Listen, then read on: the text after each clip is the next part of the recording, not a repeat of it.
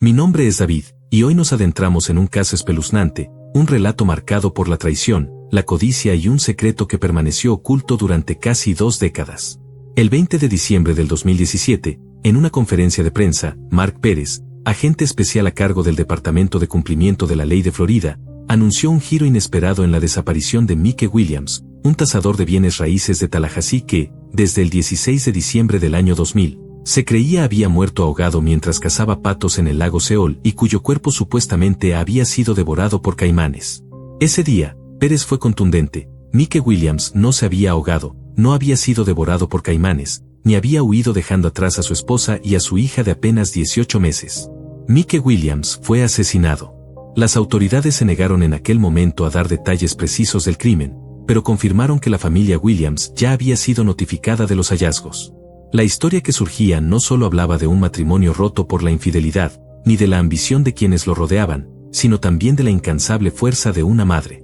Durante 17 años y 4 días, Cheryl Williams, la madre de Mike, se negó a creer la versión oficial de que su hijo había muerto en un accidente en el lago. Contra la incredulidad de muchos, luchó sin descanso para que las autoridades reabrieran la investigación.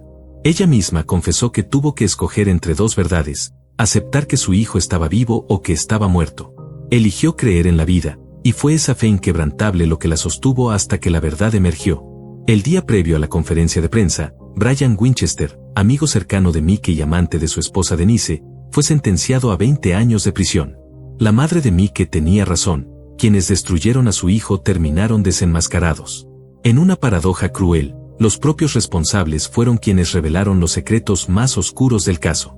En el año 2000, el romance clandestino de Denise y Brian, iniciado en 1997, los llevó al límite: planear y ejecutar un asesinato.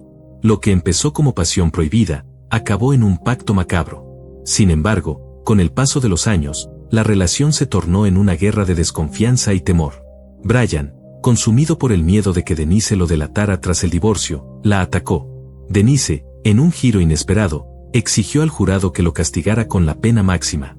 Sus palabras fueron determinantes para que Brian enfrentara una condena de 20 años.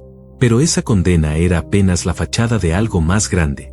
Porque en su afán por evitar la cadena perpetua, Winchester pactó con la fiscalía, confesó la verdad, reveló el lugar donde yacía el cuerpo de Mike y aseguró inmunidad para sí mismo. Denise, convencida de haber triunfado, celebraba la sentencia de su examante sin sospechar que ese mismo acuerdo sería la llave que abriría el cerrojo de la justicia.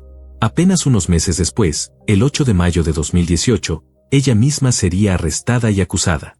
A primera vista, todo parecía un rompecabezas confuso, lleno de piezas que no encajaban. Sin embargo, al desmenuzar los hechos, la verdad se tornaba tan cruda como inevitable. Jerry Michael Williams nació el 16 de octubre de 1969 en Bradfordville, al norte de Tallahassee. Hijo de un chofer de autobús y de una maestra de kinder, fue conocido por todos como Mike. Aunque la familia carecía de grandes recursos y vivían en un remolque junto a su hermano mayor, su infancia estuvo marcada por la unión y el esfuerzo. Sus padres, más que invertir en una casa, guardaban cada dólar posible para asegurar el futuro académico de sus hijos, quienes además trabajaban por las noches en supermercados para aportar al hogar. El empeño de sus padres dio frutos. Tanto Mike como su hermano lograron matricularse en la Universidad del Norte de Florida. Mike destacó por su dedicación, disciplina y ambición de superarse, cualidades que lo llevaron a convertirse en un joven respetado dentro de su comunidad. Su historia, hasta entonces, parecía la de un hombre destinado al éxito.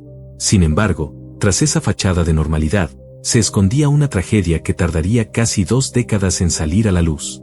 Mike no era solo un joven trabajador, también era un esposo y un padre comprometido. Quienes lo conocieron recuerdan que su mayor orgullo era su hija pequeña. Dicen que el brillo en sus ojos cambiaba cada vez que la tenía en brazos, como si todo lo demás pasara a un segundo plano. Esa devoción hacia su familia fue lo que hizo aún más difícil aceptar su supuesta desaparición accidental. Nadie que lo conociera podía creer que abandonara a su esposa y a su hija. Esa incongruencia fue la chispa que mantuvo viva la sospecha de su madre durante tantos años. Pero lo que pocos sabían era que en la intimidad de su hogar se estaba gestando una traición silenciosa. Mientras Mike luchaba por darle estabilidad a su familia, su esposa Denise tejía una red de engaños junto a su supuesto amigo, Brian Winchester. Lo que al inicio se trató de encuentros furtivos, con el tiempo se transformó en un plan calculado para deshacerse de Mike y tomar control de su vida, de sus bienes y de todo lo que había construido con esfuerzo. Esa ambición disfrazada de amor prohibido sería la semilla de un crimen que estremecería a toda Florida. En la Christian High School, Mike destacó como un joven brillante y disciplinado. Fue presidente del consejo estudiantil, jugó en el equipo de fútbol y participó activamente en el Key Club. A los 15 años descubrió una pasión que lo acompañaría siempre, la caza de patos. Fue en esa etapa cuando conoció a Denise Merrill. Él era el estudiante ejemplar y deportista, ella, la porrista y secretaria del consejo. La atracción fue inmediata y comenzaron a salir. Sus amigos decían que hacían una pareja perfecta. En aquellos mismos años, Denise presentó a Mike con Brian Winchester. La amistad entre ambos jóvenes creció al punto de convertirse en inseparables. Brian, a su vez, tenía una relación con Katy Thomas, y pronto los dos noviazgos se convirtieron en un círculo cercano de amistades que parecían destinadas a durar toda la vida. Al graduarse de la secundaria, Mike ingresó a la Universidad Estatal de Florida. Estudió ciencias políticas y planificación urbana, mientras Denise se enfocaba en la contabilidad. Ambos lograron terminar sus carreras casi al mismo tiempo, y con ello sellaron lo que parecía un futuro prometedor. Mike se convirtió en tasador de bienes raíces, un campo en el que pronto se destacó gracias a su disciplina y ambición. Denise se certificó como contadora pública, y juntos empezaron a construir una vida sólida. En 1994 se casaron, y poco después Brian también contrajo matrimonio con Katy. El grupo de amigos mantenía su cercanía, compartiendo celebraciones, cenas y viajes, como si nada pudiera quebrantar esos lazos. El esfuerzo incansable de Mike comenzó a dar frutos. Trabajaba jornadas de hasta 15 horas diarias, y con apenas 31 años ya había alcanzado un éxito notable. Ganaba cerca de $200,000 al año, una cifra impresionante para la época. Con esos ingresos adquirió una casa en un vecindario exclusivo al este de Tallahassee. En 1999 llegó a su vida lo que más orgullo le daría, una hija. Quienes lo conocieron aseguraban que se desvivía por ella, que su sonrisa cambiaba cuando la tenía en brazos y que su única preocupación era garantizarle un futuro seguro. Su responsabilidad era tal que, consciente de los riesgos de sus pasatiempos como la caza, decidió contratar seguros de vida. Y no fue casualidad que recurriera a su mejor amigo Brian, quien ya trabajaba como agente de seguros. Primero lo convenció de 2 pólizas, una de $250,000 y otra de $500,000. En el año 2000, Mike sufrió un golpe devastador, la muerte repentina de su padre. Ese episodio lo marcó profundamente y lo llevó a redoblar su preocupación por el bienestar de su familia. Fue entonces que, nuevamente con la asesoría de Brian, aseguró su vida por $1 millón adicionales. Así, 6 meses antes de desaparecer, Mike había acumulado pólizas que alcanzaban casi los $2 millones. Un detalle que en su momento parecía una simple precaución, se transformaría después en una pieza clave de la investigación. El 16 de diciembre del 2000, día en que cumplirían 6 años de matrimonio, Denise aseguró que Mike despertó antes del amanecer para ir a cazar patos en el lago Seol, un extenso embalse conectado al río Apalachicola. La pareja había planeado celebrar su aniversario en la pequeña localidad de Apalachicola esa misma noche. Sin embargo, las horas pasaron y Mike no volvió al mediodía, como solía hacerlo. Preocupada, Denise llamó a su padre, quien de inmediato contactó a Brian. Juntos se dirigieron al lago para buscarlo. Allí encontraron la camioneta Ford Bronco estacionada junto al muelle, pero no había rastro de Mike. Recorrieron los lugares donde solía cazar, sin éxito, y al no hallar tampoco la embarcación decidieron llamar a las autoridades. Esa misma tarde, agentes de la Comisión de Conservación de Pesca y Vida Silvestre de Florida comenzaron la búsqueda. Un piloto de helicóptero localizó la lancha a más de 60 metros de la rampa, a la deriva. Dentro hallaron la escopeta de Mike, aún guardada en su estuche. El detalle desconcertó a todos, parecía que ni siquiera había alcanzado a usarla. La operación de búsqueda se transformó en una misión de rescate, y con ella surgieron las primeras hipótesis.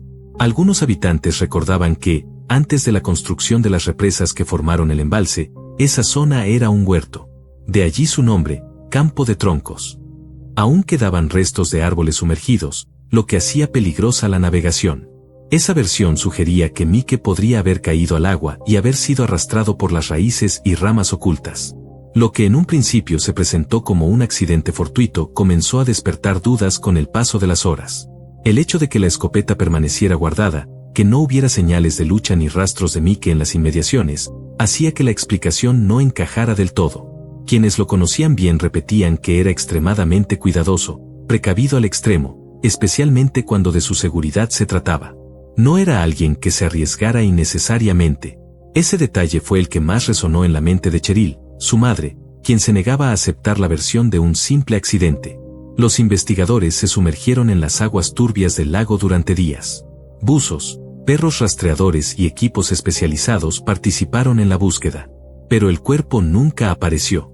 Se encontraron algunas prendas de ropa, presuntamente de Mike, flotando en la superficie, y más tarde se sugirió que los caimanes podrían haberlo devorado. Sin embargo, esa teoría no convencía a todos. Especialmente porque en pleno invierno los caimanes suelen estar inactivos, sumidos en un estado de letargo. La madre de Mike no dejaba de repetirlo, algo no encajaba, y se aferraba a la idea de que había más detrás de esa desaparición. La tensión creció en Tallahassee y sus alrededores. Lo que parecía un trágico accidente de caza comenzó a convertirse en un misterio cargado de incógnitas. Amigos, familiares y conocidos de Mike se preguntaban lo mismo: ¿cómo podía haber desaparecido un hombre tan precavido, dejando solo huellas confusas? La ausencia de respuestas claras alimentaba la sospecha, y lo que nadie imaginaba era que la verdad tardaría 17 años en salir a la luz, oculta bajo capas de engaños y silencio. Los equipos de búsqueda elaboraron la primera hipótesis: Mike habría chocado contra un tronco oculto bajo el agua, habría caído de la embarcación, y al llenarse de agua sus pesadas botas de vadeo, se habría hundido sin poder salir a la superficie. Era una explicación simple, pero nada más que eso, una especulación. A la operación se sumaron agencias de todo el estado e incluso un equipo de buzos procedente de Montgomery, Alabama, además de la oficina del alguacil del condado de Jackson. Pese al despliegue de recursos, la búsqueda minuciosa no arrojó resultados. Mike no estaba en ninguna parte. Pasaron los días. La misión de rescate se transformó en recuperación de un cuerpo. Se utilizaron pértigas para explorar el fondo del lago y perros adiestrados rastrearon la zona. 10 días después, un voluntario encontró una gorra de cacería con camuflaje. Sin embargo, no se pudo probar que perteneciera a Mike. Fue entonces cuando las autoridades sugirieron una teoría inquietante: Mike habría sido devorado por caimanes, lo cual explicaría la ausencia del cuerpo. El lago estaba lleno de estos reptiles, y para la Comisión de Conservación de Pesca y Vida Silvestre de Florida esa parecía ser la respuesta más plausible.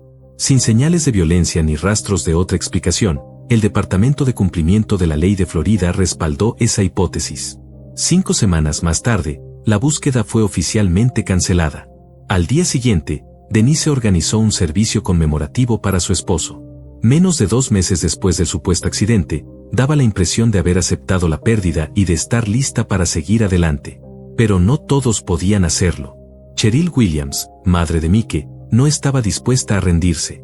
Para ella, nada encajaba. 6 meses más tarde, en junio del 2001, un pescador encontró flotando en el lago unas botas de vadeo. Los buzos reanudaron la exploración y hallaron una chaqueta ligera de cacería y una linterna en el fondo. Dentro del bolsillo de la chaqueta apareció una licencia de caza a nombre de Mike. Los hallazgos generaron más dudas que respuestas. Ninguna de las piezas tenía marcas de mordeduras que confirmaran el ataque de un caimán. Ninguna mostraba señales de haber permanecido 6 meses en el agua. Las botas no tenían limo ni desgaste, y para sorpresa de todos, la linterna aún funcionaba.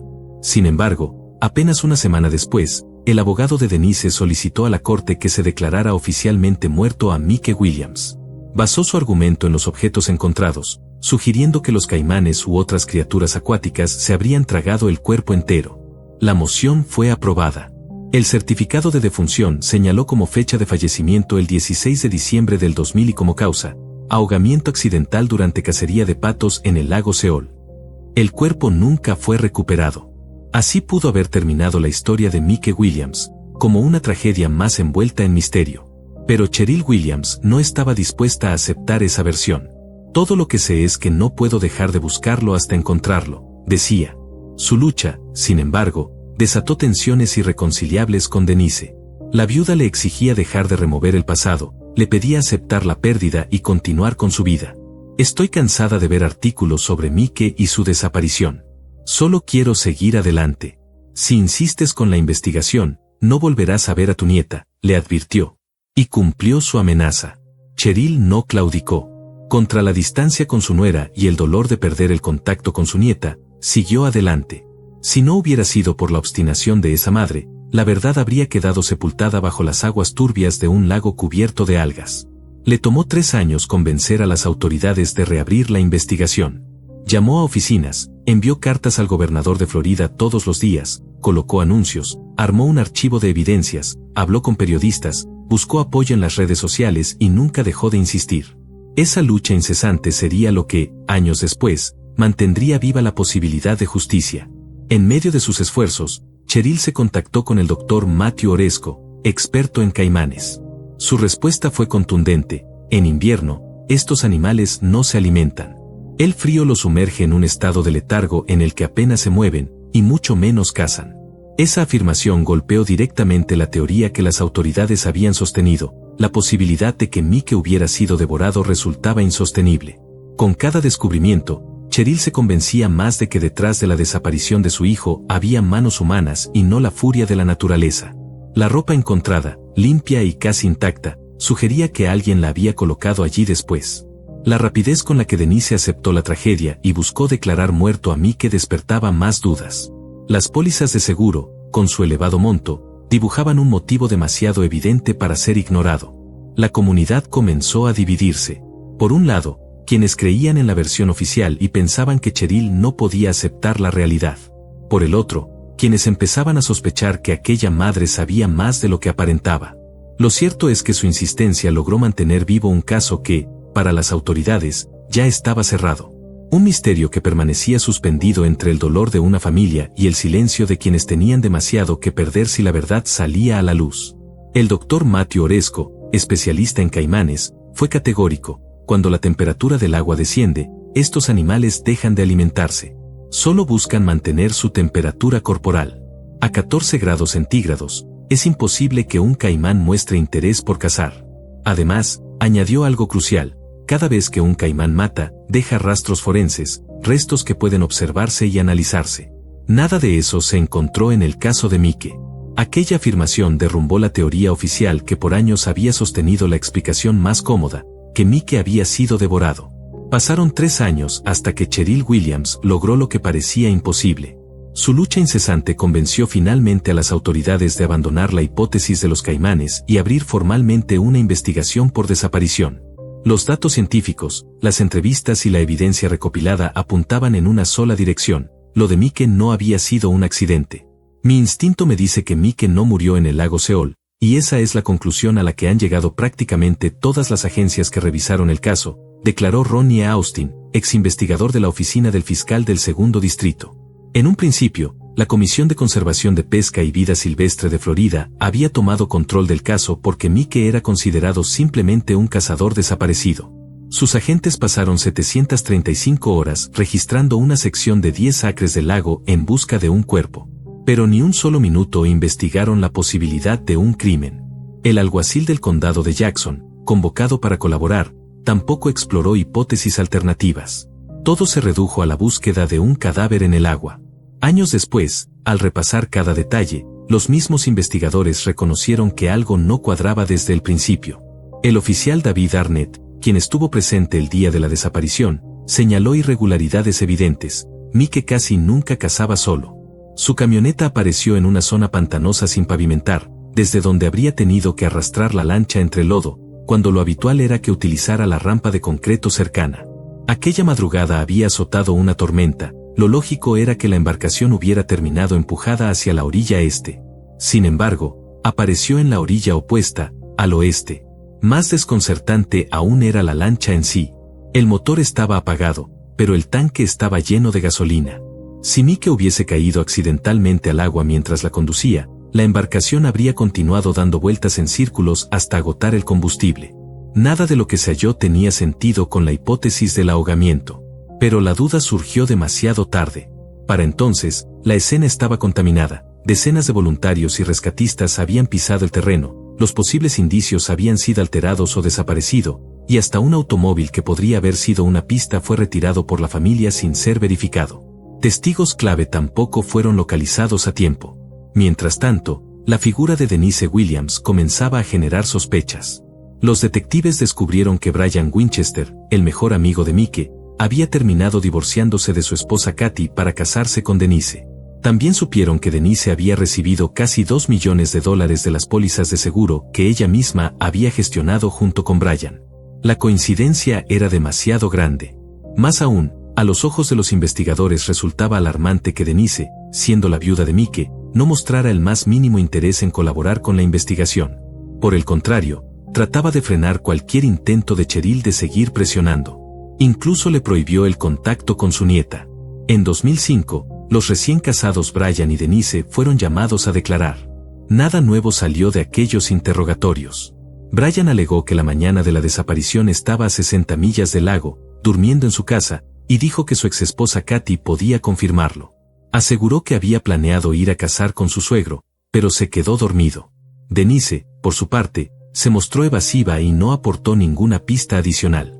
Era como si ambos supieran exactamente qué decir y cómo protegerse mutuamente. Finalmente, en 2008, la conclusión de las autoridades cambió de manera oficial. El Departamento de Cumplimiento de la Ley de Florida declaró públicamente que la desaparición de Mike Williams no había sido un accidente. Era un crimen. Sin embargo, quedaba un obstáculo insalvable: la falta de pruebas contundentes. Tenemos sospechas, pero necesitamos pruebas, reconocieron los investigadores. Y así, una vez más, la verdad quedó suspendida, atrapada entre la certeza de un asesinato y el silencio de quienes habían jurado amor eterno. Detrás de cada retraso, Cheryl permanecía como un faro de resistencia. Para ella, no había espacio para la resignación. Cada nueva contradicción era un motor que la impulsaba a seguir. Su convicción era simple: mientras no hubiera cuerpo, no podía haber descanso. El caso de Mike comenzó a circular en la prensa con mayor fuerza. Columnistas y reporteros se interesaban en la lucha de aquella madre solitaria. Y con ello, la opinión pública empezó a girar.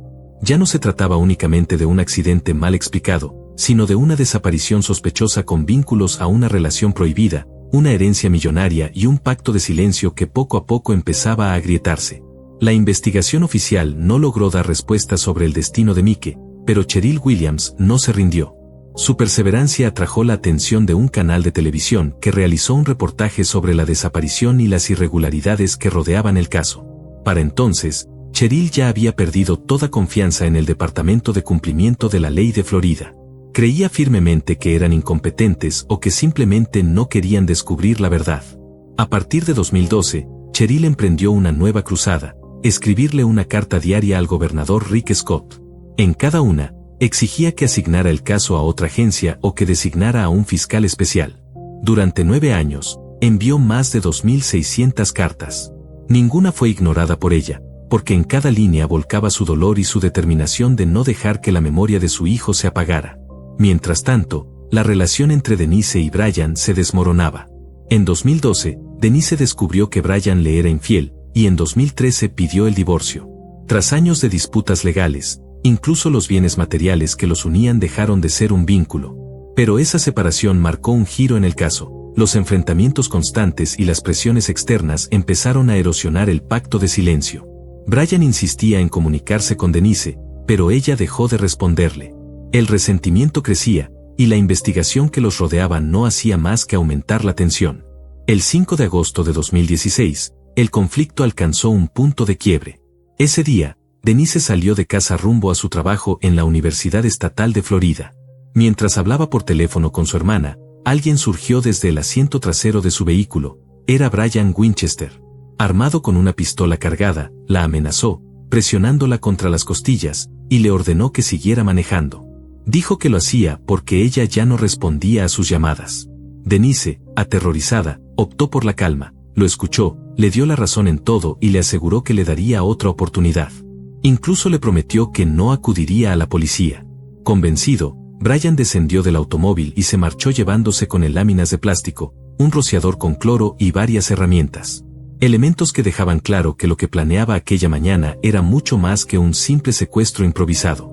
Denise sobrevivió de milagro. En cuanto pudo, llamó a emergencias.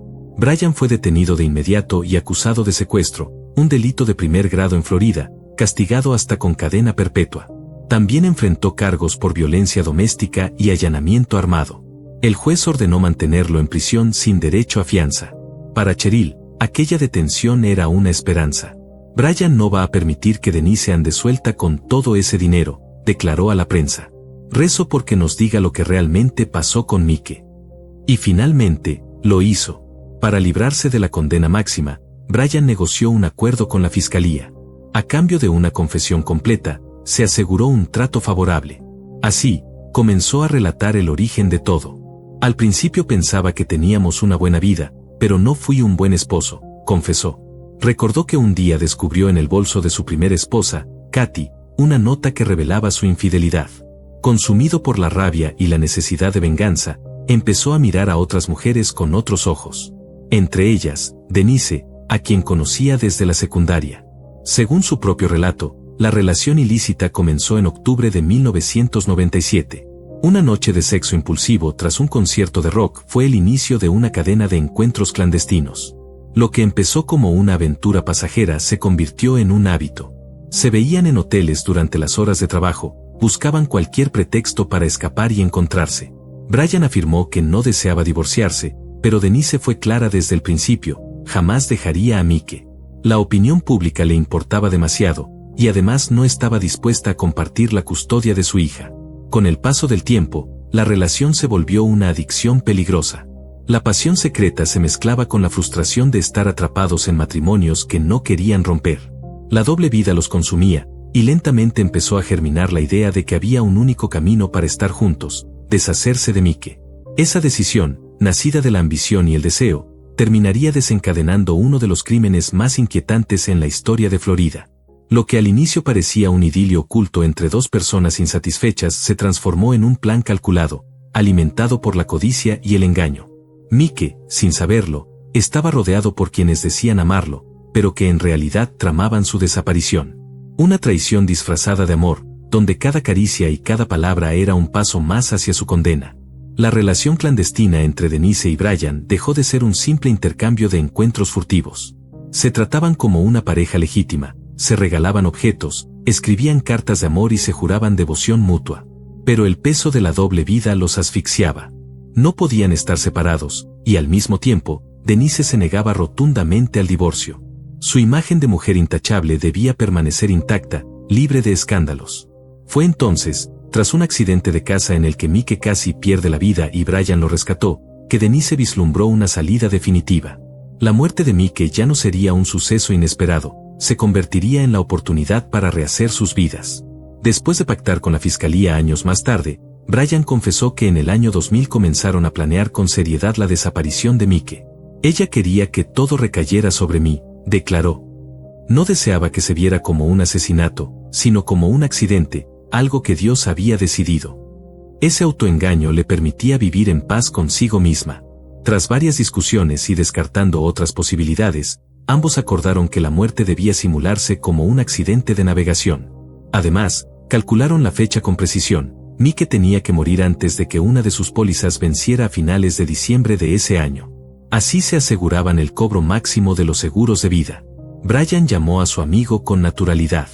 Le dijo que había encontrado un sitio perfecto para cazar en el lago Seol. Mike, confiado, aceptó la invitación y esperaba regresar a casa antes del mediodía para celebrar con Denise su aniversario. Le insistí en que llevara sus botas de vadeo, relató Brian, porque todos creían que si caías al agua con ellas puestas, te hundías rápido. La idea era simple, un ahogamiento accidental. Pero las cosas no salieron como habían planeado. Ya en el agua, Brian empujó a Mike fuera de la embarcación. Para su sorpresa, Mike no se hundió. Logró sujetarse de los troncos sumergidos e intentó abrirse paso hacia la orilla. Desesperado, comenzó a gritar pidiendo ayuda. Brian entró en pánico.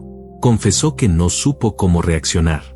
Con la escopeta en mano y sin pensar en las consecuencias, le disparó en la cabeza. Todo había salido mal. No había tiempo para improvisar ni limpiar la escena. Tenía que construir un alibi, y rápido. Con la mente acelerada, Brian condujo de regreso a casa. Fingió haber dormido toda la mañana y llamó a su suegro para disculparse por no haber ido a cazar con él. Hizo todo lo posible para que pareciera que jamás estuvo en el lago. Mientras tanto, ocultó el cuerpo. Denise nunca quiso escuchar los detalles. No quería saber que Brian había disparado, ni que había enterrado a su esposo. Para ella bastaba con creer que su marido había muerto por voluntad de Dios, que el agua lo había vencido. El silencio era parte del pacto, jamás hablarían de lo ocurrido. En los tribunales, Brian resumió su versión de los hechos con frialdad: el dinero fue solo la cereza del pastel. La razón principal era que no podíamos vivir juntos de otra manera. Esa declaración dejó en claro que, más allá de los millones cobrados por las pólizas, lo que motivó el crimen fue el deseo de permanecer unidos, aunque el amor estuviera edificado sobre la traición y la sangre. Los investigadores descubrieron además que Brian había manipulado la escena. Fue él quien arrojó la gorra, las botas, la linterna y la licencia de caza al lago. Primero, para que los rescatistas se concentraran en ese sitio y dejaran de buscar en otras áreas. Después, para que existieran pruebas suficientes que permitieran declarar la muerte de Mike en un plazo inusualmente corto. Lo que suele tardar 5 años de trámites y espera, Denise y Brian lo lograron en apenas 7 meses. Y así, entre el dinero de los seguros y los beneficios de la seguridad social, obtuvieron todo lo que deseaban: libertad, recursos y la desaparición de un hombre que jamás sospechó que sería traicionado por quienes más confiaba. El engaño parecía perfecto. Una muerte disfrazada de accidente, un certificado de defunción firmado, millones en pólizas cobradas y una viuda que, a ojos de la sociedad, aparecía como víctima. Pero lo que Denise y Brian no previeron fue que el tiempo y la tenacidad de una madre abrirían poco a poco las grietas de un secreto imposible de enterrar para siempre. La memoria de Mike no se apagó, porque Cheryl jamás lo permitió. Mientras la pareja celebraba su aparente triunfo, ella continuaba sembrando dudas, tocando puertas, enviando cartas y reuniendo pruebas. Fue esa resistencia la que años después arrastraría a Brian a confesar y revelaría la verdadera dimensión de un crimen que había permanecido oculto durante 17 largos años. Denise Williams obtuvo alrededor de $2 millones en beneficios tras la muerte de su esposo. Sin embargo, el 8 de mayo de 2018 su vida dio un vuelco. Fue arrestada y acusada de asesinato en primer grado, conspiración para cometer asesinato y encubrimiento de un delito grave, cargos que en conjunto podían condenarla a pasar el resto de su vida en prisión. Ante la corte, Denise se declaró inocente. Aún así, en febrero de 2019 el veredicto fue contundente: cadena perpetua. 5 meses después, Ansley, la hija de Mike y Denise, recibió la herencia completa de su padre, incluyendo los seguros de vida que habían sido destinados originalmente a su madre. Era un giro inesperado. El dinero que había motivado la tragedia terminó en manos de la hija que, sin saberlo, había sido el eje de todas las disputas. Pero Denise no se resignó. En enero de 2020 apeló su condena y la cadena perpetua, alegando que no existían pruebas sólidas que la vincularan directamente con el asesinato. En noviembre de 2020, la apelación trajo un resultado inesperado.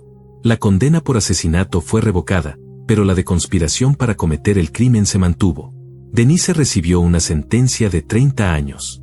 Actualmente cumple condena en el Centro de Recepción de Mujeres de Florida y, si sobrevive a su condena completa, saldrá en libertad a los 78 años. Por su parte, Brian Winchester fue trasladado al Instituto Correccional de Madison, también en Florida. Su fecha de liberación está programada para el 30 de julio de 2036. Para entonces tendrá 67 años. El hombre que confesó haber disparado a su mejor amigo carga con el peso de un pacto mortal que terminó arruinando 2 familias enteras. Ansley, la hija de Mike y Denise, tomó una postura firme, asegura que su madre es inocente y responsabiliza por completo a Brian Winchester. Se ha negado a dar declaraciones públicas, rehúsa entrevistas y evita hablar del caso en su vida personal. Para Cheryl y Nick, el hermano de Mike, este silencio ha sido otra herida. No solo perdieron a Mike, sino también el vínculo con su nieta y sobrina. He perdido a mi hijo y también a mi nieta, confesó Cheryl, resignada y dolida. El caso de Mike Williams se convirtió en una historia de amor prohibido, ambición y traición. Una madre incansable desafió a las autoridades y mantuvo viva la búsqueda de justicia, hasta que los culpables quedaron expuestos. La verdad emergió de las sombras, pero el precio fue devastador: una familia destruida, una hija atrapada entre la inocencia y el recuerdo, y una madre que, a pesar de todo, sigue siendo el corazón de una lucha que nunca debió existir. La desaparición de Mike no fue un accidente, ni una tragedia natural. Fue el resultado de un plan frío y calculado, donde el amor se mezcló con la codicia y terminó en sangre. Hoy, los responsables enfrentan el paso del tiempo tras las rejas, pero las heridas que dejaron permanecerán abiertas para siempre.